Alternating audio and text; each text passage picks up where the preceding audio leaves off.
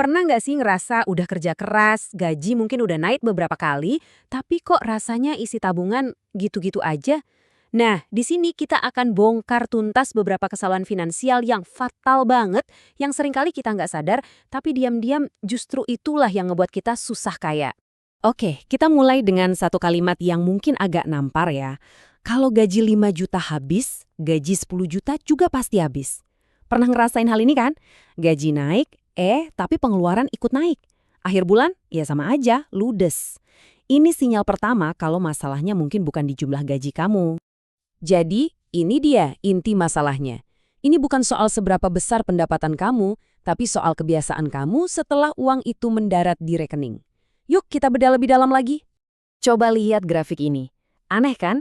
Garis gaji naik terus tiap tahun. Tapi garis tabungan kok kayak macet datar-datar aja? Nah, ini nih frustrasi yang dialami banyak banget orang. Artinya, ada kebocoran yang nggak kelihatan, yang bikin semua kerja keras kita kayak sia-sia. Analogi paling gampang buat ngejelasin ini ya analogi ember bocor. Bayangin, gaji kamu itu air yang alir deras ke dalam ember. Tapi kalau embernya punya banyak lubang gede, misalnya cicilan ini itu, gaya hidup yang makin tinggi, ya airnya bakal habis terus. Nggak peduli seberapa deras air yang kamu masukin, embernya nggak akan pernah penuh. Oke, sekarang kita masuk ke bagian diagnosis. Ada 4 lubang besar, atau kita sebut aja 4 jebakan fatal, yang jadi biang kerok kenapa ember keuangan kita bocor terus. Mari kita kenali satu persatu. Nah, ini dia nih, jebakan paling umum dan paling klasik. Punya mindset, nabung itu nanti dari sisa. Kedengerannya sih logis ya, tapi percayalah, dalam praktiknya, ini resep paling ampuh buat gagal secara finansial. Kenapa?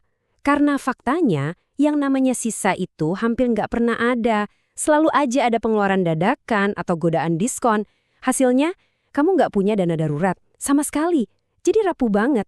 Begitu ada masalah kecil, misalnya sakit atau motor rusak, jalan satu-satunya yang utang. Lanjut, jebakan kedua. Membiayai gaya hidup dengan utang. HP baru, motor baru, liburan keren. Semuanya kelihatan terjangkau banget kan dengan adanya cicilan? Tapi ini tuh ilusi yang bahaya banget.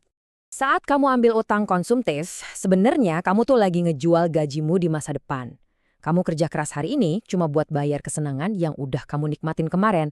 Ini bikin hidup rasanya terkekang. Dan akhirnya kejebak dalam siklus gali lubang tutup lubang yang nggak ada habisnya.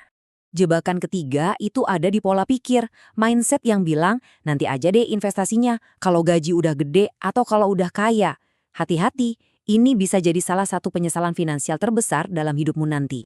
Dengerin baik-baik. Aset terbesar kamu dalam investasi itu bukan jumlah uangnya, tapi waktu. Kalau kamu nunda, kamu kehilangan kekuatan compounding alias bunga berbunga yang luar biasa. Di saat yang sama, inflasi itu diam-diam makanin nilai uang kamu. Jadi, nggak berinvestasi itu artinya kamu udah pasti rugi. Dan jebakan yang terakhir, yang keempat, kamu ngelola uang tanpa arah yang jelas. Hidup finansialmu itu cuma reaktif. Ada tagihan, ya bayar. Ada pengeluaran, ya keluarin duit. Nggak pernah proaktif, nggak pernah strategis. Kalau nggak ada tujuan, uang itu pasti ngalir kemana-mana tanpa arah. Kamu beli sesuatu bukan karena butuh, tapi karena bisa. Ini yang bikin kamu selalu ngerasa kurang. Nggak peduli segede apapun gajimu. Karena kamu nggak pernah netepin standar cukup itu kayak gimana. Oke, kita udah tahu nih jebakan-jebakannya apa aja. Sekarang, waktunya kita riset total pola pikir kita. Soalnya, ada banyak banget mitos soal kekayaan yang justru bikin kita makin jauh dari kaya. Yuk kita hancurkan mitos-mitos ini satu persatu. Mitos paling gede, gaji besar itu sama dengan kaya. Faktanya, salah besar. Banyak banget orang gaji gede yang hidupnya malah pusing karena lilitan utang. Kekayaan sejati itu nggak ditentuin sama seberapa banyak uang yang masuk, tapi seberapa jago kamu ngelola uang yang masuk itu. Banyak orang takut investasi karena katanya berisiko. Coba deh kita balik logikanya. Nilai uang kamu itu karena inflasi udah pasti turun setiap tahun kan? Jadi kalau kamu cuma diam aja dan gak ngapa-ngapain sama uangmu, itu adalah keputusan yang risikonya 100% rugi.